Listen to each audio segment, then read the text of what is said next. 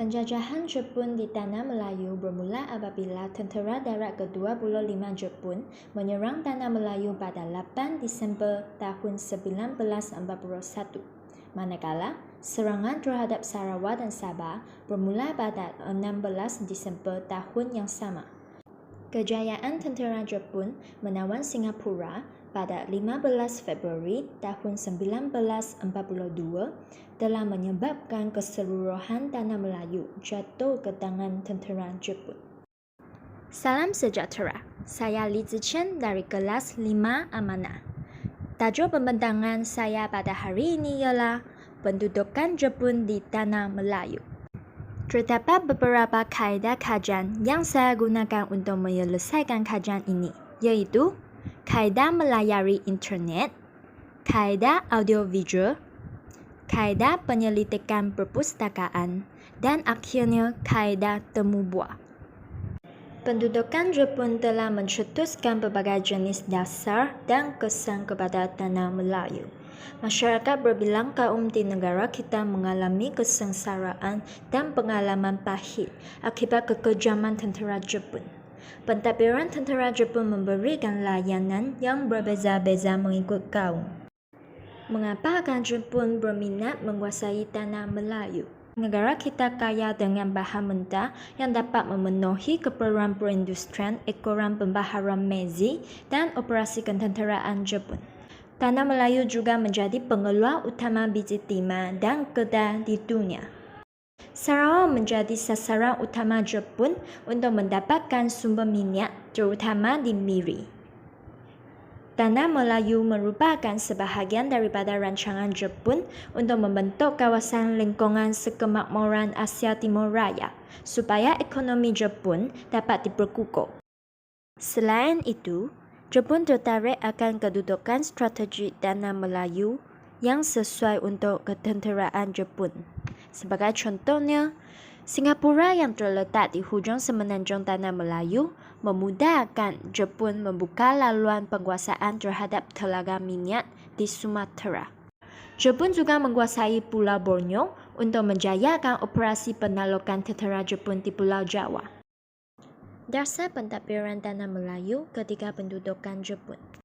Tanah Melayu digabungkan dengan Sumatera di satu pentadbiran pada peringkat awal untuk membentuk kawasan pertahanan khas.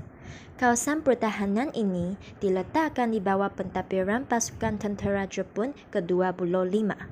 Namun begitu, Tanah Melayu dan Sumatera ditadbir secara berasingan pada April tahun 1944 akibat perbezaan sistem politik dan ekonomi yang ketara di bawah pentadbiran British dan Belanda sebelum perang. Pentadbiran di Tanah Melayu yang dikenali sebagai Malay Baru diasingkan ke Singapura yang dikenali sebagai Siunan To.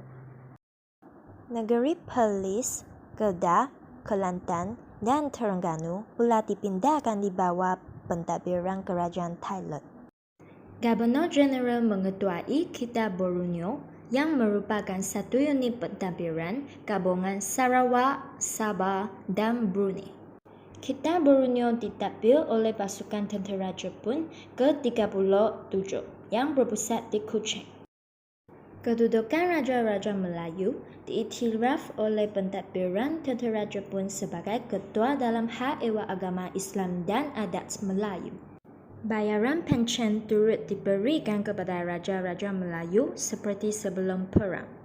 Kedudukan Sultan setiap negeri diletakkan di bawah pengawasan Gubernur Jepun.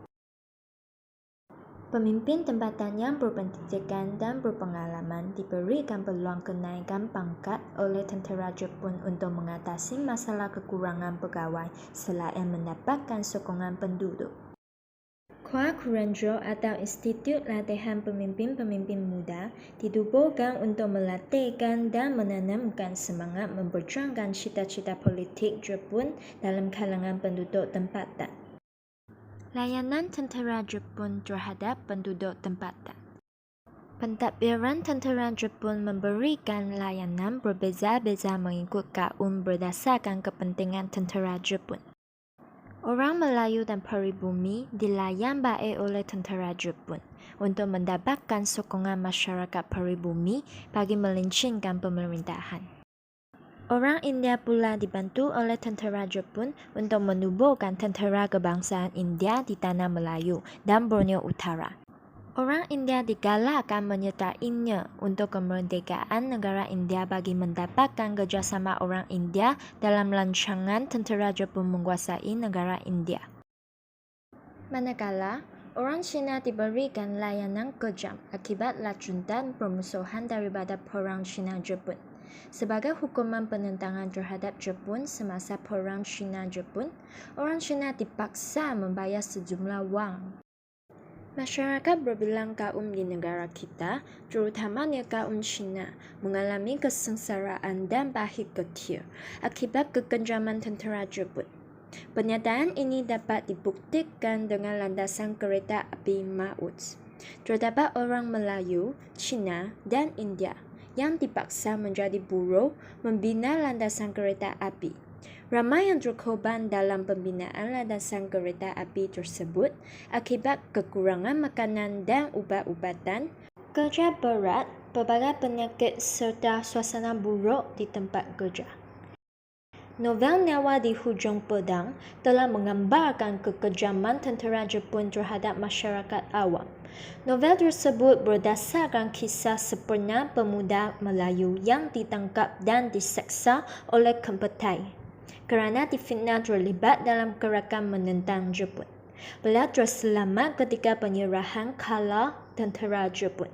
Tentera British kemudiannya mengenakan hukuman gantung kepada Kempetai Jepun.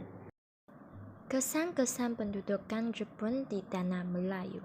Akibat daripada pendudukan Jepun, Tanah Melayu terpaksa menghadapi tekanan ekonomi yang sangat teruk. Perlombongan dan perniagaan dikuasai oleh pihak Jepun menyebabkan penduduk Tanah Melayu kehilangan hak terhadap perniagaan mereka.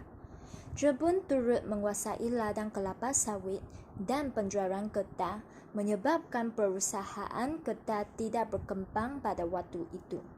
Akibat daripada tekanan ekonomi, kesihatan penduduk Tanah Melayu turut terjejas akibat berbagai penyakit dan juga amalan pemakanan yang tidak sempurna.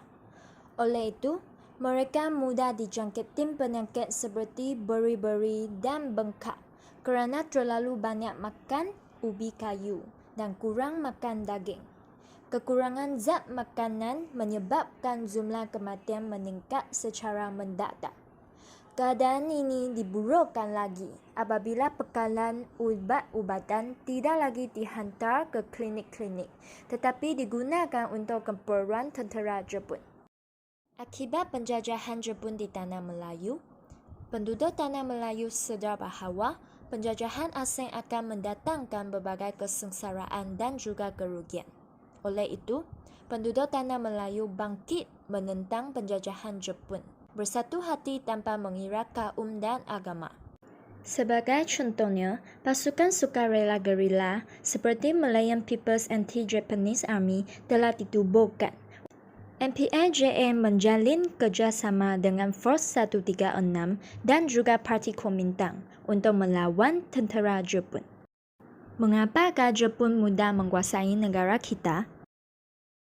Jepun mudah menguasai negara kita kerana mereka membuat perancangan yang teratur. Sebagai contohnya, Jepun menghantar orang Jepun sendiri ke Tanah Melayu untuk menjalankan pengintipan.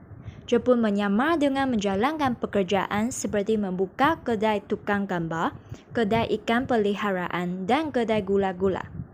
Mereka mengambil gambar bangunan, jalan raya, jambatan, menggaji sungai-sungai dan jalan di dalam hutan dengan alasan mencari ikan untuk jualan.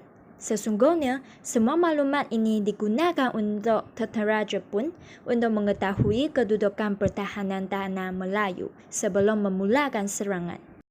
Selain itu, pihak Jepun juga menggunakan slogan Semangat Asia dan Asia untuk Orang Asia untuk menanamkan semangat anti penjajah Barat dan menunjukkan imej Jepun sebagai pembelah negara Asia.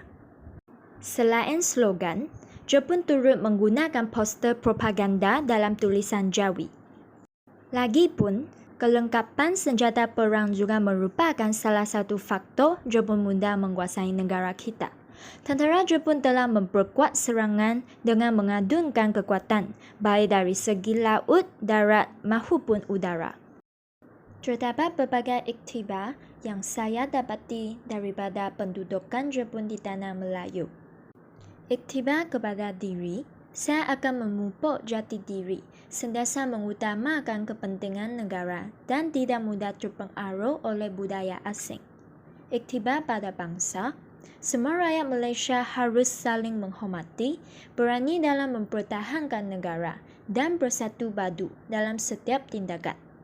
Iktibar kepada negara, pemimpin-pemimpin negara harus berhati-hati dalam sebarang tindakan dan keputusan, memperkenalkan sistem pentadbiran yang cekap dan mencapai kejayaan sosial untuk menghalang ancaman luar. Tegasnya, kita hendaklah bekerja sama dan bersinergi sehati sejiwa untuk mempertahankan negara demi kedaulatan dan kesejahteraan tanah air tercinta. Ini semuanya pembentangan saya. Terima kasih cikgu kerana menonton video saya sampai habis. Semoga cikgu akan memberikan saya markah yang tinggi. Terima kasih cikgu. Bye-bye.